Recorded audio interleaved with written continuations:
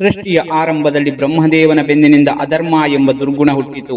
ಈ ಕಲಿಪುರುಷನು ಇದೇ ಅಧರ್ಮದ ವಂಶದಲ್ಲಿ ಜನಿಸಿದವನು. ಅವನ ವಂಶಾವಳಿಯ ಹಂತಗಳು ಹೀಗಿವೆ.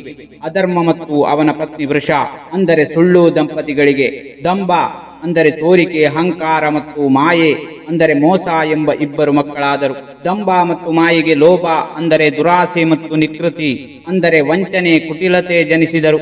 ಲೋಭ ಮತ್ತು ನಿಕೃತಿಗೆ ಕ್ರೋಧ ಅಂದರೆ ಸಿಟ್ಟು ಮತ್ತು ಹಿಂಸೆ ಅಂದರೆ ಕ್ರೂರತೆ ಜನಿಸಿದರು. ಕ್ರೋಧ ಮತ್ತು ಹಿಂಸೆಗೆ ಕಲಿ ಅಂದರೆ ಕಲಹ, ಜಗಳ ಮತ್ತು ದುರುಕ್ತಿ ಅಂದರೆ ಕೆಟ್ಟ ಮಾತು ಎಂಬ ಮಕ್ಕಳು ಜನಿಸಿದರು. ಮುಂದೆ ಕಲಿ ಮತ್ತು ದುರುಕ್ತಿಗೆ ಭಯ ಮತ್ತು ಮೃತ್ಯು ಅಂದರೆ ಸಾವು ಜನಿಸಿದರು. ಹೀಗೆ ಸಂಪೂರ್ಣವಾಗಿ ಪಾಪ, ಹಿಂಸೆ ಮತ್ತು ಅಧರ್ಮದ ಮೂರ್ತ ರೂಪವಾಗಿ ಕಲಿಪುರುಷನು ಜನ್ಮ ತಾಳಿದನು. ದ್ವಾಪರ ಯುಗದ ಅಂತ್ಯದಲ್ಲಿ ಭಗವಾನ್ ಶ್ರೀಕೃಷ್ಣನು ತನ್ನ ಲೀಲೆಯನ್ನು ಮುಗಿಸಿ ವೈಕುಂಠಕ್ಕೆ ತೆರಳಿದ ತಕ್ಷಣವೇ ಭೂಮಿಯ ಮೇಲೆ ಕಲಿಯುಗವು ಪ್ರಾರಂಭವಾಯಿತು.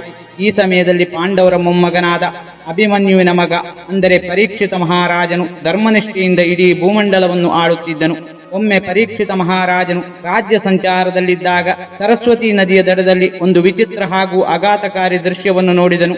ಒಬ್ಬ ಶೂದ್ರನು ರಾಜನ ವೇಷವನ್ನು ಧರಿಸಿ ಕೈಯಲ್ಲಿ ದೊಣ್ಣೆಯನ್ನು ಹಿಡಿದುಕೊಂಡು ಒಂದು ಹಸುವನ್ನು ಮತ್ತು ಒಂದು ಗೂಳಿಯನ್ನು ನಿರ್ದಯವಾಗಿ ಹೊಡೆಯುತ್ತಿದ್ದನು. ಆ ಹಸುವು ಕಣ್ಣೀರು ಸುರಿಸುತ್ತಿದ್ದ ಭೂಮಿ ತಾಯಿಯಾಗಿದ್ದಳು ಮತ್ತು ಆ ಗೂಳಿಯು ಧರ್ಮದೇವತೆಯಾಗಿತ್ತು. ಧರ್ಮದೇವತೆಯ ರೂಪದಲ್ಲಿದ್ದ ಗೂಳಿಗೆ 4 ಕಾಲುಗಳಿರಬೇಕು, ಅಂದರೆ ತಪಸ್ಸು, ಪಾವಿತ್ರತೆ, ದಯೆ ಮತ್ತು ಸತ್ಯ. ಆದರೆ ಕಲಿಯ ಪ್ರಭಾವದಿಂದ ಅದರ 3 ಕಾಲುಗಳು ಮುರಿದು ಹೋಗಿದ್ದವು. ಕೇವಲ ಸತ್ಯ ಎಂಬ ಒಂದು ಕಾಲು ಮಾತ್ರ ಉಳಿದಿತ್ತು. ಆ ಶೂದ್ರನು ಆ ಉಳಿದ ಒಂದು ಕಾಲನ್ನು ಮುರಿಯಲು ಹೊಡೆಯುತ್ತಿದ್ದನು. ರಾಜನ ವೇಷದಲ್ಲಿದ್ದ ಆ ಕ್ರೂರ ಶೂದ್ರನೇ ಕಲಿಪುರುಷ.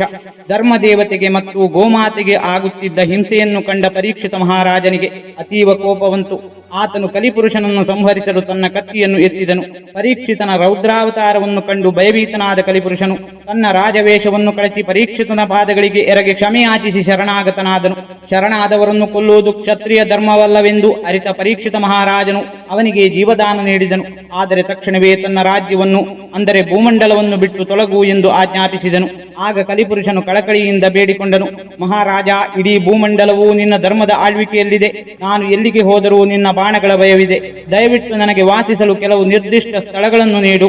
ಅವನ ಬೇಡಿಕೆಗೆ ಒಪ್ಪಿದ ಪರೀಕ್ಷಿತ ಮಹಾರಾಜನು ಕಲಿಪುರುಷನಿಗೆ ವಾಸಿಸಲು 4 ಪಾಪದ ಸ್ಥಳಗಳನ್ನು ನೀಡಿದನು. 1 ದ್ಯೂತ ಅಂದರೆ ಜೂಜು, ಇಲ್ಲಿ ಸುಳ್ಳು ನೆಲೆಸಿರುತ್ತದೆ. 2 ಮದ್ಯಪಾನ, ಇಲ್ಲಿ ಮದ ಮತ್ತು ಅಹಂಕಾರ ನೆಲೆಸಿರುತ್ತದೆ.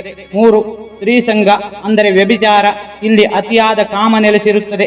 4 ಪ್ರಾಣಿ ಹಿಂಸೆ ಅಂದರೆ ಸೂನ, ಇಲ್ಲಿ ದಯೆ ಇಲ್ಲದಿರುವಿಕೆ ಅಥವಾ ಕ್ರೂರತೆ ನೆಲೆಸಿರುತ್ತದೆ. ಈ 4 ಸ್ಥಳಗಳಿಂದ ತೃಪ್ತನಾಗದ ಕಲಿಪುರುಷನು ತನಗೆ ಇನ್ನೊಂದು ಪ್ರಬಲವಾದ ಸ್ಥಳವನ್ನು ನೀಡುವಂತೆ ಕೇಳಿಕೊಂಡನು. ಆಗ ಪರೀಕ್ಷಿತ ಮಹಾರಾಜನು ಕಲಿಪುರುಷನಿಗೆ ಸುವರ್ಣ ಅಂದರೆ ಚಿನ್ನ ಮತ್ತು ಅಕ್ರಮ ಸಂಪತ್ತು ಅಲ್ಲಿ ವಾಸಿಸಲು ಅನುಮತಿ ನೀಡಿದನು. ಚಿನ್ನದಲ್ಲಿ ಮೇಲಿನ 4 ಪಾಪಗಳ ಜೊತೆಗೆ ವೈರತ್ವ ಅಂದರೆ ಅಸೂಹೆ, ದ್ವೇಷ ಸೇರಿ ಒಟ್ಟು 5 ದುರ್ಗುಣಗಳಿರುತ್ತವೆ.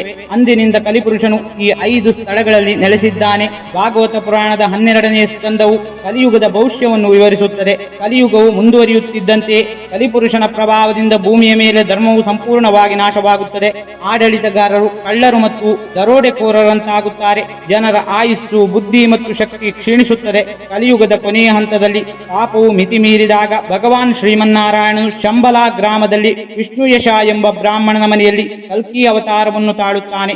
ದೇವದತ್ತ ಎಂಬ ಬಿಳಿಯ ಕುದುರೆಯನ್ನೇರಿ ತನ್ನ ಕತ್ತಿಯಿಂದ ಕಲಿಪುರುಷನನ್ನು ಮತ್ತು ಎಲ್ಲಾ ಪಾಪಿಗಳನ್ನು ನಾಶ ಮಾಡುತ್ತಾನೆ. ಕಲಿಯ ಸಂಹಾರದ ನಂತರ ಭೂಮಿಯ ಮೇಲೆ ಮರಳಿ ಸತ್ಯಯುಗವು ಅಂದರೆ ಕೃತಯುಗ ಸ್ಥಾಪನೆಯಾಗುತ್ತದೆ. ಇದೇ ಭಾಗವತ ಪುರಾಣವು ತಿಳಿಸುವ ಕಲಿಪುರುಷನ ಉಗಮ, ಪ್ರಭಾವ ಮತ್ತು ಅಂತ್ಯದ ನಿಖರವಾದ ಕಥೆಯಾಗಿದೆ. ಈ ವಿಡಿಯೋ ನಿಮಗಿಷ್ಟವಾಗಿದ್ದರೆ ವಿಡಿಯೋಗೆ ಒಂದು ಲೈಕ್ ನೀಡಿ ಹಾಗೂ ನಿಮ್ಮ ಸ್ನೇಹಿತರೊಂದಿಗೆ ಹಂಚಿಕೊಳ್ಳಿ. ನಿಮ್ಮ ಅನಿಸಿಕೆಗಳನ್ನು ಕಾಮೆಂಟ್ ಮೂಲಕ ತಿಳಿಸಿ. ನೀವಿನ್ನೂ ನಮ್ಮ ಚಾನೆಲ್ ಅನ್ನು ಸಬ್ಸ್ಕ್ರೈಬ್ ಮಾಡಿಕೊಂಡಿಲ್ಲವೆಂದರೆ ಸಬ್ಸ್ಕ್ರೈಬ್ ಮಾಡಿಕೊಳ್ಳಿ. ವಿಡಿಯೋ ನೋಡಿದ್ದಕ್ಕೆ ಧನ್ಯವಾದಗಳು.